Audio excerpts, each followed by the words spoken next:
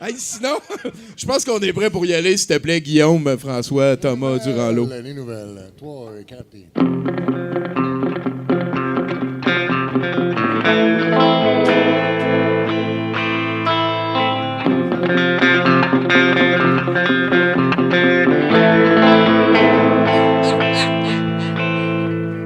Yeah, merci. Ah, ils sont capotés.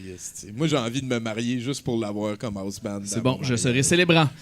Dans ce ça, à chaque fois que tu marches sur la rue, il y a une musique qui te suit, de même un peu comme Shaft, mais c'est Apache des Shadows qui te suit. Moi, j'aimerais ça. Ça pourrait être ma tune quand je marche sur la rue. Je marcherais plus élégamment, je pense, s'il y avait une musique qui me suivrait. On va te faire une pétition. Merci.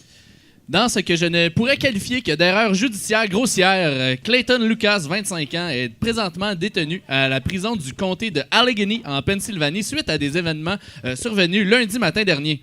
Bon, c'est peut-être un jugement de valeur, mais cela dépend d'à quel point vous trouvez acceptable d'étrangler littéralement votre chauffeur de taxi si ce dernier se complaît à fredonner tout le long du trajet des chansons de Noël en plein mois de mars.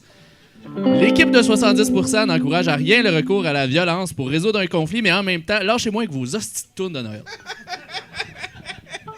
Est-ce que l'histoire dit s'il a demandé au chauffeur d'arrêter? Non, il était trop rébarbatif. Il était trop, ouais, c'est ça. C'était la magie de Noël qui devait s'exprimer.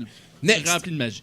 La police de Spartanburg, en Caroline du Sud, est à la recherche d'un homme qui se serait introduit dans la cuisine d'un Taco Bell pour faire sa propre nourriture. L'homme en question se serait plaint du manque de viande sur sa pizza mexicaine commandée au comptoir à l'auto, demandant qu'on lui en refasse une. Puisque la deuxième pizza ne correspondait toujours pas à ses standards carnassiers, et il aurait demandé à se faire rembourser, ce que l'employé aurait refusé puisqu'il n'y avait pas de gérant sur place. Le suspect enragé aurait alors décidé de prendre les choses en main et, tel un wing culinaire, préparer la pizza telle qu'elle aurait dû être concoctée avant de quitter les lieux avec sa pizza mexicaine. Un employé futé aurait déclaré suite à l'incident que l'homme n'avait pas vraiment respecté toutes les directives de salubrité, omettant de porter des gants de plastique lors de la préparation de sa nourriture. Au moins, c'est lui qui va en manger.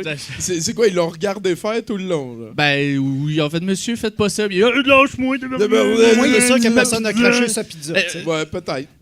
Moi, c'est le moment où est-ce qu'il a attendu qu'elle soit cuite que je me questionne. Ouais, ça devait être l'ambiance vraiment party dans la cuisine. Rester fâché pendant comme les 5 minutes, mettons que ça prend à cuire, je sais pas.